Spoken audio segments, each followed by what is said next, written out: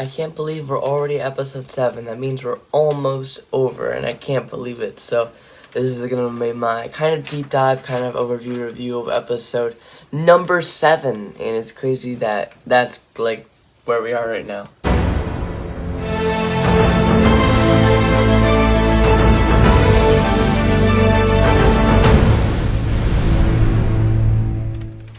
Yeah, like I said, I feel like this season has gone by so quickly, which is a good thing because I really don't want it to end.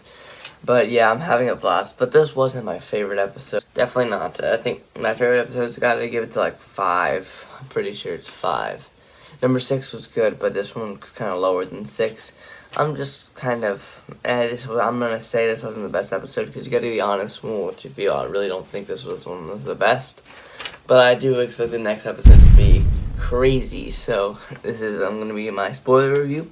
I'm not going to be spoiling the books. I'm going to be spoiling everything that happened in this episode. So this is your final warning. So beware from now on. I'll be talking about the episode. Always the first credit scene, the opening, cold open, is always just something random happening that's not really connected in any way, like, to the main story, even though this one had some pretty big impact. It starts with this pregnant Aiel in the snow, still fighting soldiers, even, like, giving birth. It's funny because how powerful the Aiel are. Really just powerful no matter what. They're strong people, and I really like them as a culture. So eventually, this soldier stumbles across her, like, while she's giving birth, and that is where it ends. That's where that's where their little intro kicks in, which is so funny. They have like a theme song for like such an epic fantasy series, but it's very funny. Yes, and then after that they pick up right after the end of the last episode where Mat is being left at the Waygate. So like I don't know why this never happened. I think they're like really playing the idea that Mat could be like a dark friend because he's acting like a dark friend. And they're really just playing on the idea if he's like evil. And I don't think they played on it that much. I think they really blamed it on the dagger. But Moiraine is really saying that it's feeding off of him more than just like he's feeding off of it. So they're both very dark and very shady. And then they kind of decide, oh yeah, we can't do anything about it. And then they just kind of leave Mat.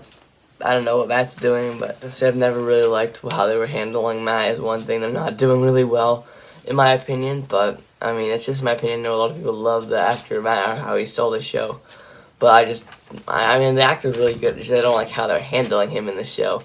And then they eventually come walking through this Waygate. I think the Waygate is very accurate to the books, which is awesome. I like it's a very accurate like representation of a Waygate. And then they kind of come this gold plate that's all been scratched up that Loial says he's gonna need time to fix, but that time never really comes because they're attacked by these like little flying bats.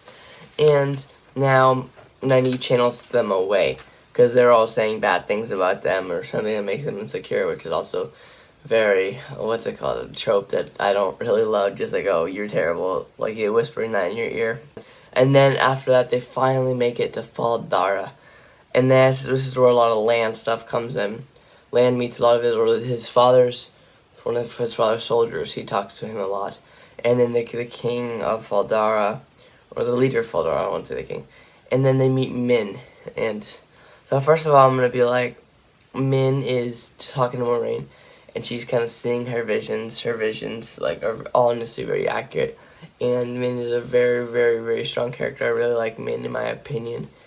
And it's good to see her representation on screen. Every episode there's a new character. I'm like, oh, I remember this person. And it's just like, because the traders, I never really knew who it was. And then giving them a name and then giving them all their backstory. I know about them. It's so crazy to see. Like, Min, I had no idea. And then you're Min Farshaw. And then there's so much I know about you, which is hilarious because I do kind of know a lot about them. And then there's Lan with his like family. Nynaeve kind of comes in with the family. The family thinks that Nynaeve was Lan's Aes Sedai, but it's not. And then they kind of do something. I mean, they kind of do it, but like it's weird because like it never happened in the book. It's just like, okay, it's a little too early for my opinion, but I don't understand. And then this is where Rand is like going crazy. Like they're all kind of got in a little fight, and then there's like the dragon reborn. Like he realizes, and this is the episode where it really comes to turn that like I'm the dragon reborn, which is also really great because he just coming to terms with himself, and this like who could it be is kind of over. He really declares himself.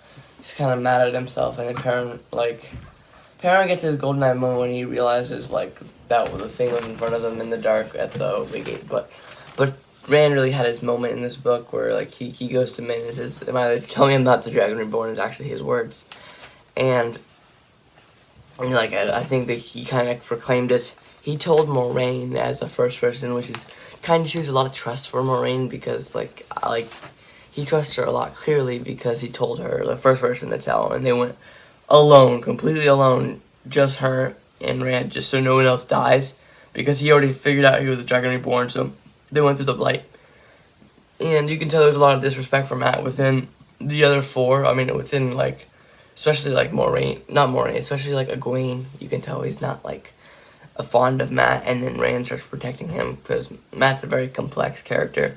I can't wait till he gets his little hat until he wakes up in the Dragon Reborn, or then the third season, I'm pretty sure. Can't wait till he wakes up then, and he's like, hey, like with his little hat and how Mat usually is, and I'm really excited for that.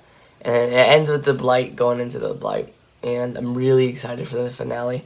It's a pretty good show so far. I wouldn't say it's like the best adaptation ever. I've seen better adaptations, but I think I would say like Dune and Lord of the Rings are really my favorites, and I don't know fully where I'd place this. I might do like an adaptations tier list or something like that to see like show you fully where my adaptation opinions lie. And yeah, this is definitely like 9 or 10 though so far, and I really love the books. The books is my favorite series of all time, and I'm glad they're going up there, and I'm pretty sure if they have a good finale, they can go up a couple bumps on the best adaptations I've watched in a long time. So that was the video for today. I'm sorry there hasn't been much content in the past couple weeks, but Christmas break is finally here, and I should be pumping out a lot of content because Spider-Man No Way Home comes out, and I'm doing a Lord of the Rings video, and I'm working on some other special projects for you guys, so make sure to subscribe. We're at 199 subscribers, so the next person is going to hit the 200 mark, so